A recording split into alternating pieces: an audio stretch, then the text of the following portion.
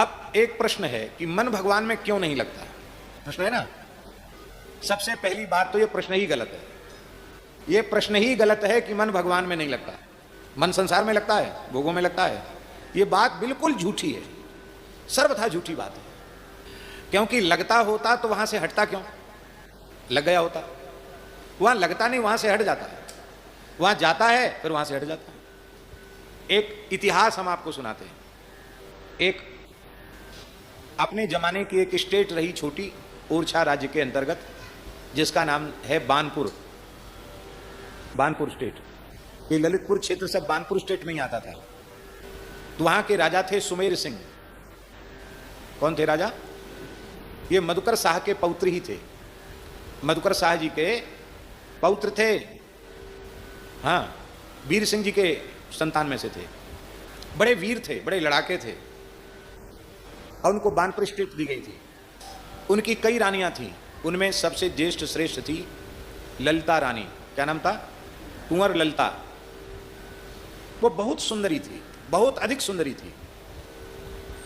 माने उसकी जैसी और कोई दूसरी सुंदरी उस काल में नहीं थी, इतनी सुंदरी थी। राजा की स्थिति वही सुमेर सिंह की कि वे अत्यधिक आसक्त हो गए अपनी पत्नी में, रानी में, अतिशय आसक्त। एक क्षण के लिए अलग नहीं होना चाहते, ऐसे हो गए। पर आखिर तो मधुकर शाह के पौत्र थे, उनके जीवन में परिवर्तन आना ही था। प्रतिकूल परिस्थितियां भी भगवान की ओर खींचने वाली होती है। वो जिस ललिता रानी से सर्वाधिक प्रेम करते थे, उसके रूप पर आसक्त थे, उसको सफेद दाग हो गए, कोढ़ हो गया, कुष्ठ, और तो और उस कोढ़ में घाव हो गए, उसमें कीड़े हो गए, कुष्ठ हो गया। इतना प्रेम करते थे महाराज, कोई कमी तो थी नहीं। बड़े बड़े वैद्य बुलाए गए, लेकिन जितनी चिकित्सा की गई रोग उतना बढ़ गया। तो राजा ने अपने महल में भी नहीं रखा, अलग निवास दे दिया। अब देखता नहीं उसकी तरफ। अब तक दूसरी रानियों की ओर नहीं देखता था, अब उसकी तरफ देखना बंद कर दिया। यह है संसार का प्रेम। अब रूप में मन लगा था कि नहीं? ऐसा मन लगा था कि बिल्कुल उसे अलग नहीं होना चाहता था। अब वहां मन बिल्कुल हट गया। क्यों?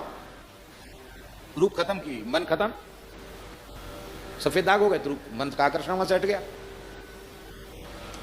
तो रानी अपनी उपेक्षा से इतनी दुखी हो गई, उसने सोचा मैं आत्महत्या करूं। पर महल में आत्महत्या का भी साधन नहीं, तो किसी भी पद्धति से महल की प्राचीर को पार करके कुछ किसी को दे दिया होगा, कैसे भी बाहर हो गई। और अकेली मरने के लिए, जहां आजकल ठाकुर जी का आश्रम है ना, आप तो गए वहां, आप गए ललितपुर, गए हैं आप? नहीं गए, नहीं गए।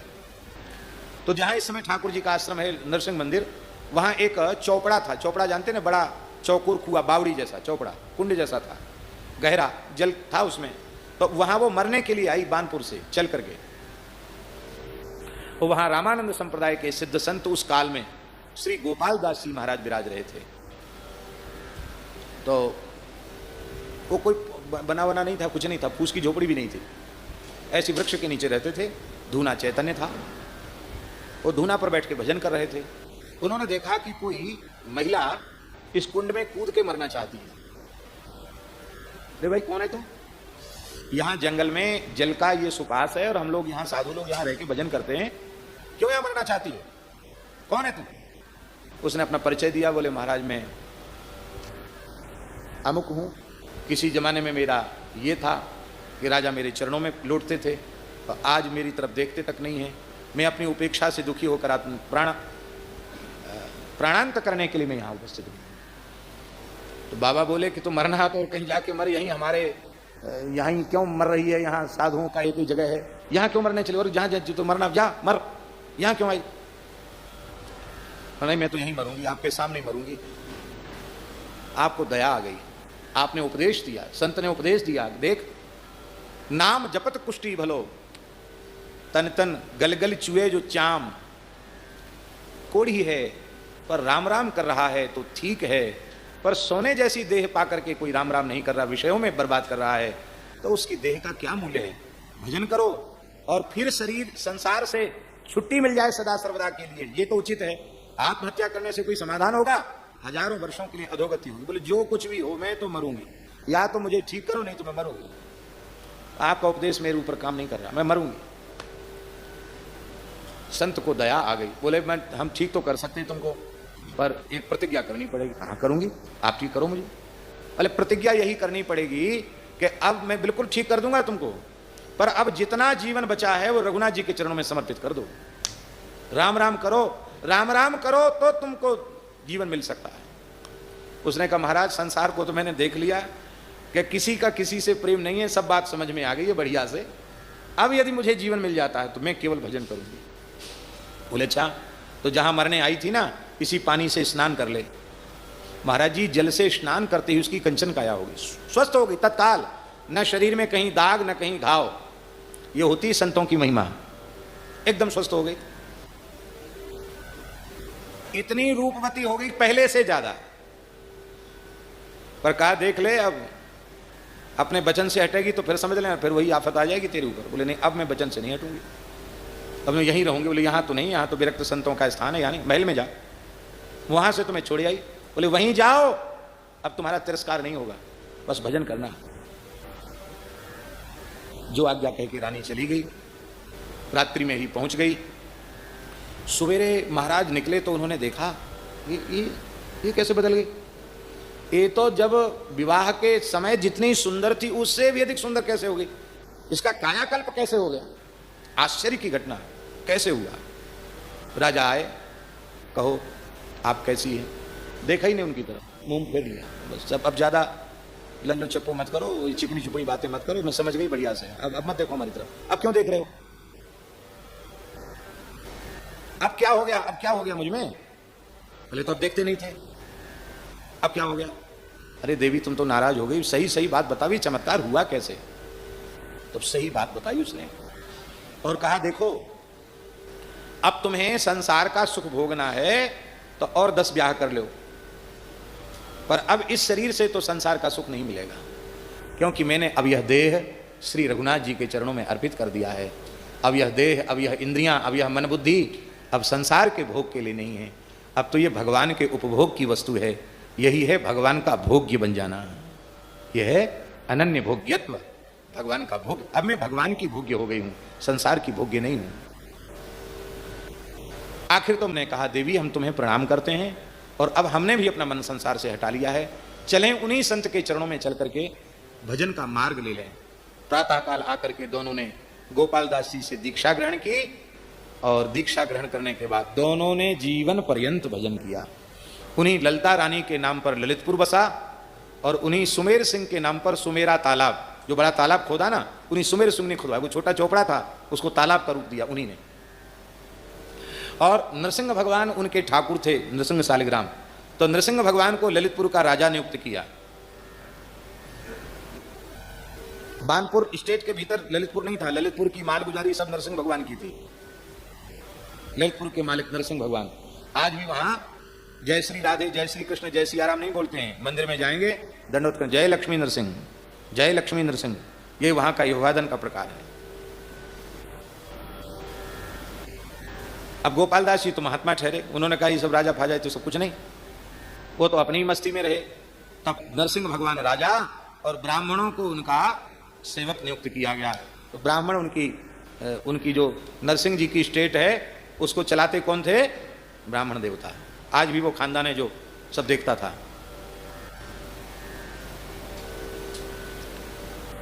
पुराना स्थान है, ऐतिहासिक सत्य घटना है। अब आप कहिए कहां लगा रहा मन, स्त्री में मन लगा, रानी में मन लगा, पर वहां से हट गया। पर दोनों का मन रघुनाथ जी में लग गया, फिर वहां से हटा नहीं। तो मन का लगना कहां माना जाएगा, जहां लगने के बाद वहां से हटे नहीं वहीं लगना माना जाएगा। जहां जाता है फिर हट जाता है वहां लगना नहीं माना जाएगा। हम लोग असफल प्रयास कर रहे हैं, असंख्यों जन्मों से बार बार बलपूर्वक मन को, इंद्रियों को संसार में लगा रहे हैं, अब तक नहीं लगा पाए, न लगा पाएंगे, ऐसे ही भटकते रहेंगे। या विधि मन को लगावे, मन के लगाए प्रभु पावे। मन को लगा दो।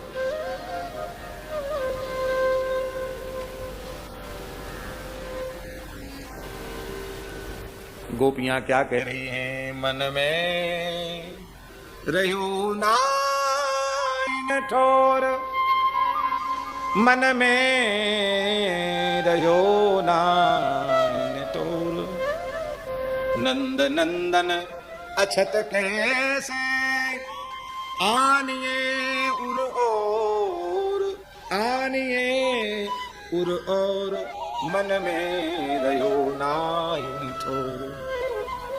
चलत चितवत सुपन सोवत, दिवस जागत राति, चित्तते वह मधुर मूरति, छिन्नयित उत जाते, मन में रहो नाहिन ठोर। एक क्षण के लिए भी चित्त वहां से हटता नहीं है।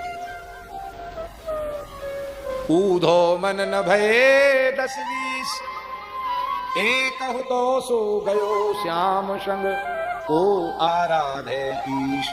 ऊधो मन न भये 10-20।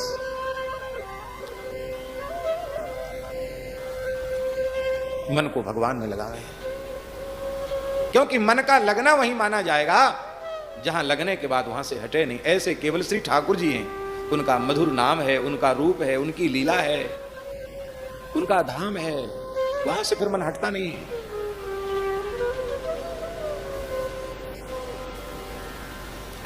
ईमानदारी से बताओ, जो इतना भी नाम रूप लीला का आश्रय जिन्होंने लिया है, इतना भी, इतना, उनका मन कभी यह करेगा कि हम वृंदावन छोड़ के चले जाएं, इस पवित्र परिवेश को छोड़ के चले जाएं? यदि उनके मन में ऐसी भावना आई तो समझ लेना कि उनको अभी नाम रूप लीला का कुछ भी स्वाद नहीं मिला।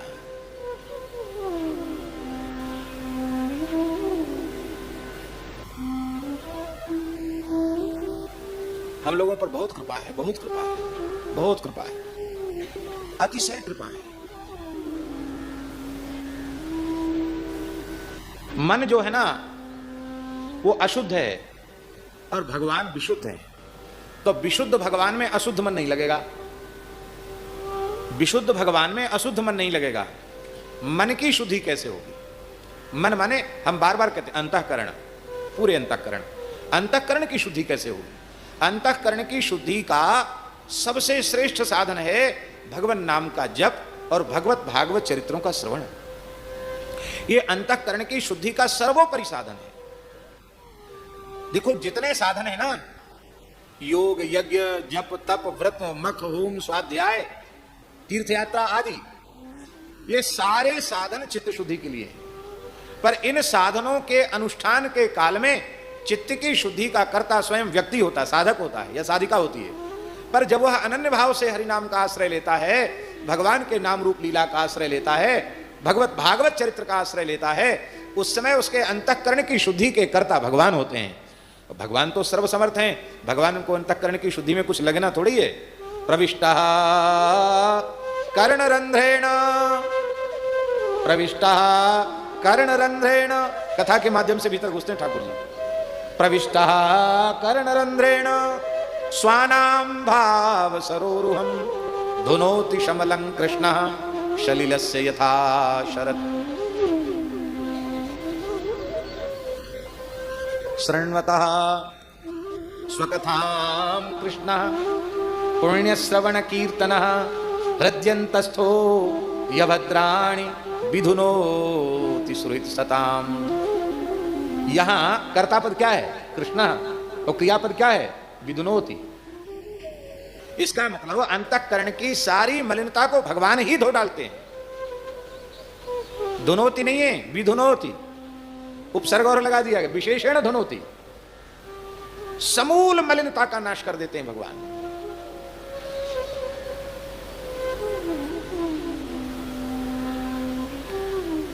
मन की अशुद्धि, अंतःकरण की अशुद्धि का कारण है मैं और मेरेपन का अभिमान, और मैं और मेरेपन के अभिमान की निवृत्ति भगवत भागवत चरित्रों के श्रवण से हो जाती है।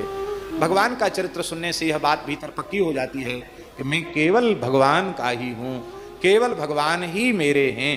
इससे तो मैं भगवान का हूं, इससे अहम शुद्ध हो गया, और भगवान ही मेरे हैं, ऐसा होने से मम शुद्ध हो गया।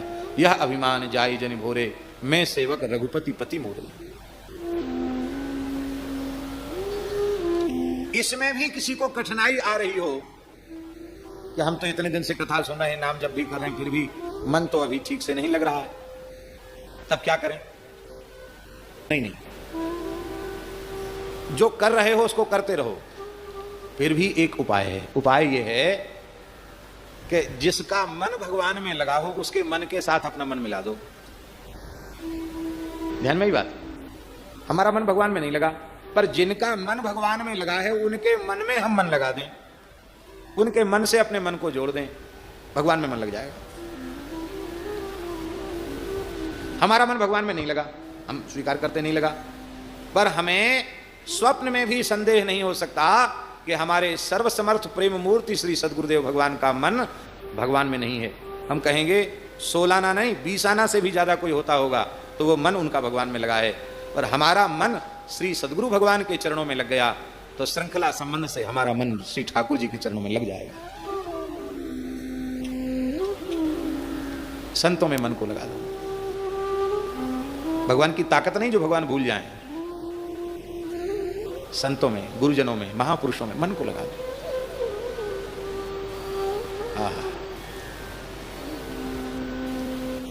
यहां इस पद में जो गोस्वामी शब्द, गोसाई शब्द का प्रयोग किया है, उसकी ध्वनि है।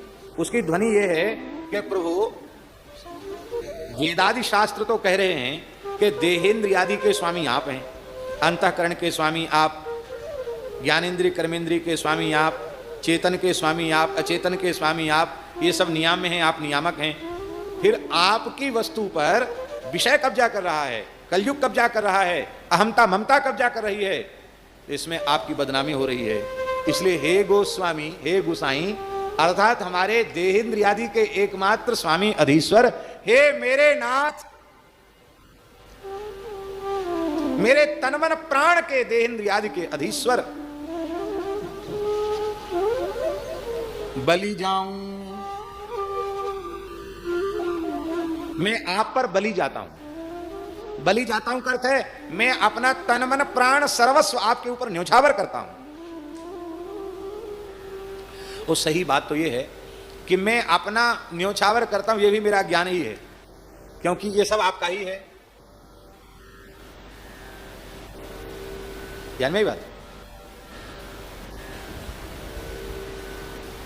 आपके 1000 रुपए हमारे पास हैं, हमने आपको दे दिए, क्या दिया आपको? क्या दिया? अरे कुछ नहीं दिया, क्या दिया? और हम कहें कि लाओ संकल्प रखो, हम दान दे रहे हैं आपको। अरे भले आदमी, दान किस चीज का दे रहे हो? क्या समर्पण कर रहे हो?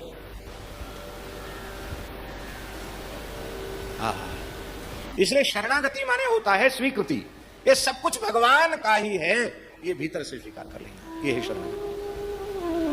हमारा देह, हमारी इंद्रियां, हमारा मन, हमारी बुद्धि, हमारा चित्त, हमारा हम सब भगवान का है। स्त्री पुत्र कुटुंब लोक परलोक शुभ सब कुछ भगवान का है, भगवान का ही है, ये स्वीकार कर लेंगे।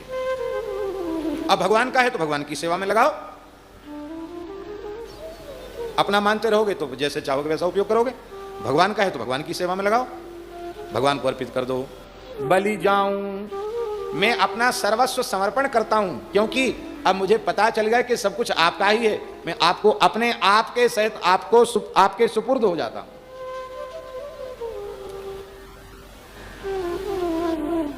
कीजे कृपा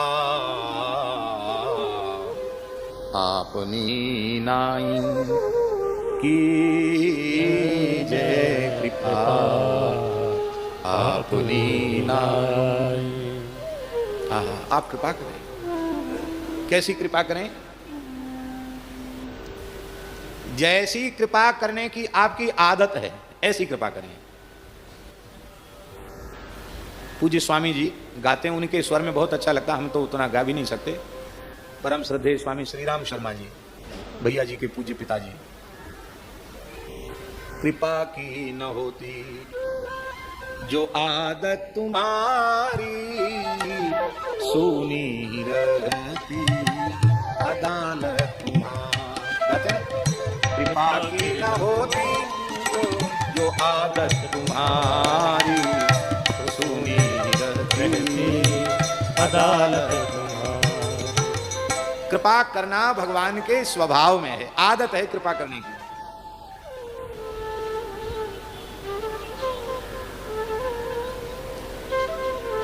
आदत का मन जानते हो, आदत से मजबूर हैं, कृपा किए बिना रह नहीं सकते। आपने जैसी कृपा अपने प्राण प्यारे भक्तों पर की है, ध्रुव प्रहलाद आदि भक्तों पर आपने कृपा की है? श्री अम्बरीश आदि भक्तों पर आपने कृपा की है, श्री हनुमान जी पर, श्री गरुड़ जी पर, श्री सबरी जी पर, श्री केवट जी पर, श्री निषादराज गो पर, श्री विभीषण जी पर, इन सब पर जैसी कृपा आपने की है, आपने अपने स्वभाव से रीझ कर इन पर कृपा की है, ऐसे ही आपकी कृपा मुझे मिले इसकी पात्रता मुझ में नहीं है, पर आप अपने स्वभाव से रीझ करके हमारे ऊपर कृपा कर दें, कृपा करने की आदत से हमारे ऊपर कृपा कर दें। आहा, बलि जाऊं हो राम गुसाई, की जय कृपा आपनी नाई, की जय कृपा आपनी नाई, की जय कृपा आपनी नाई। हे नाथ, आप अपने कृपालु स्वभाव के अनुसार अपने कृपा गुण का स्मरण करके हमारे ऊपर कृपा कीजिए। आप कृपा करें तो सब कुछ हो सकता है, और आप हमारे ऊपर छोड़ देंगे तो कुछ नहीं होगा। क्यों? हमारे ऊपर आपने छोड़ के रखा, तभी तो ये दशा हुई। अब अपनी कृपा की याद कीजिए और इस अपात्र कुपात्र पर अपनी कृपा करके मुझे निहाल कर दीजिए। प्रभु, मैं आपकी शरण में हूं। हे भगवान, आप इसकी अविद्या माया से, मायाकृत विकारों से, दोषों से, दुर्गुणों से रक्षा न करें तो कौन करेगा? क्योंकि आपके अतिरिक्त जिनके पास वह रक्षा के लिए जाएगा वो स्वयं ही दोष दुर्गुणों के खजाने बने हुए हैं।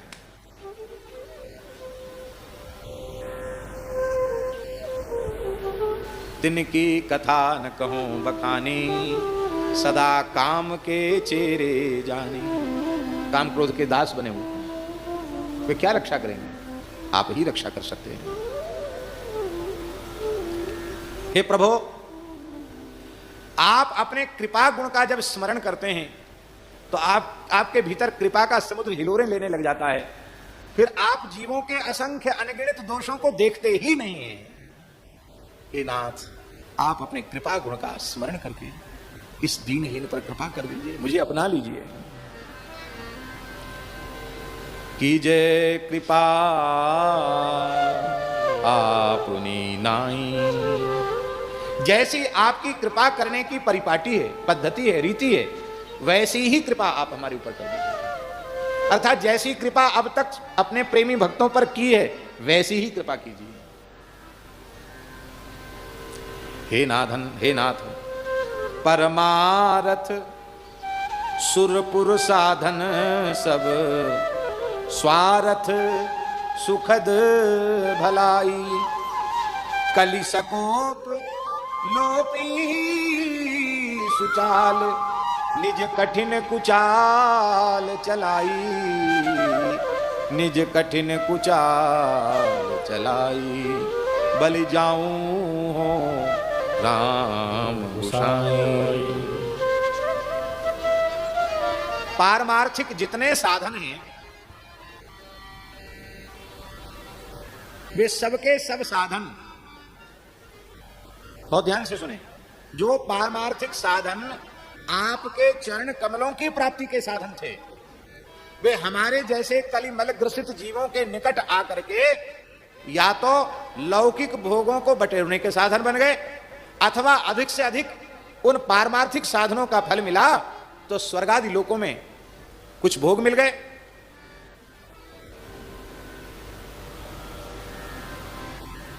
असली जो पारमार्थिक साधनों का फल था उस फल से तो वस्तुतः हम वंचित ही रह गए, वो हमें नहीं मिला। पूर्व मीमांसक पढ़े हो कुछ पूर्व मीमांसा? नहीं पढ़े? हाँ। पूर्व मीमांसक उनकी दृष्टि में मोक्ष क्या है? हैं? हाँ, लो, स्वर्ग की प्राप्ति ही मोक्ष है। अब उनके सिद्धांत को आप पढ़िए तो बस अग्निहोत्र करो, ये करो, वो करो, स्त्रियां करो, क्या हो? स्वर्ग मिलेगा, मोक्ष हो गया। स्वर्ग में क्या मिलेगा? अप्सराएं मिलेंगी। और क्या मिलेगा? अमृत पीने को मिलेगा। और क्या मिलेगा? अच्छे अच्छे मकान मिलेंगे, हीरे जवाहरात से जड़े होंगे। और तो क्या होगा? हमने तो देखा नहीं, बढ़िया होंगे अच्छे। अभी कौन एक व्यक्ति हमको बता रहा था, अरब देश में, मुस्लिम कंट्री जो अरब देश हैं, वहां के अभी जो शाह हैं, नवाब हैं, राजा लोग हैं वहां के, उनके शौचालय, उनमें सोना जड़ा हुआ। झूठ है सत्य है भगवान जाने, हमने सुना है कि उनके शौचालय में सोना जड़ा हुआ। सही बात है?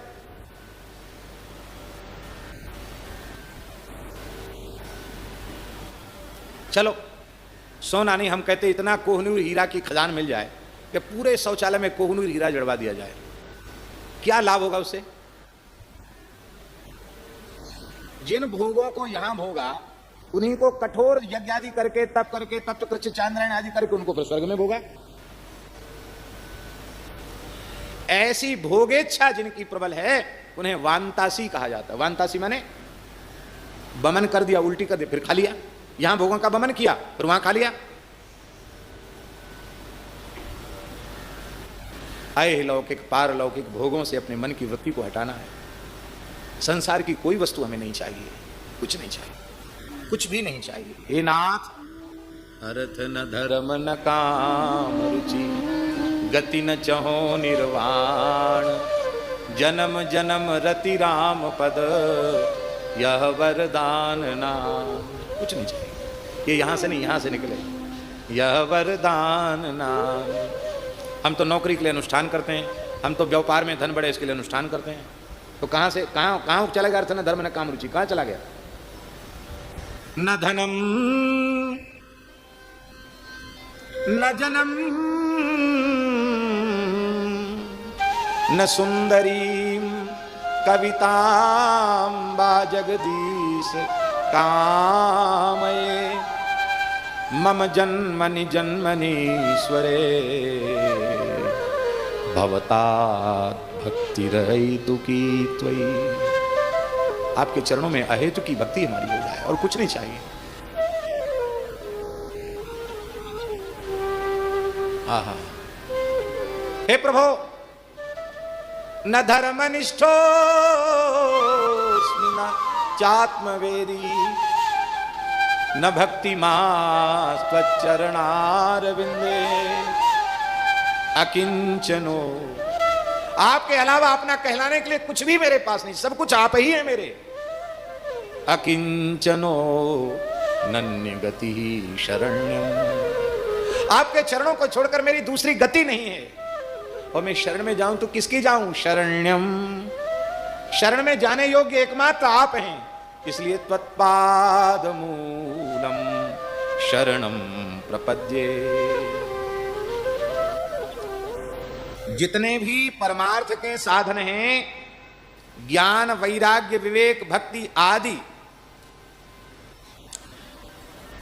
देवलोक आदि की प्राप्ति के साधन, सुकृत यज्ञ जप तप तीर्थ व्रत आदि, ये जितने साधन हैं, ये सब के सब साधन कलिसकोप लोपी सुचाल। कलियुग क्रुद्ध हो गया है, नाराज हो गया है। सारे पारमार्थिक साधनों को भी इसने नष्ट भ्रष्ट कर दिया है। कली दावानले नाद्य साधनम भस्मतांगतम, खाक कर दिए सब साधन। निज कठिन कुचाल चलाई। पारमार्थिक साधन स्वार्थ सिद्धि के साधन बन गए।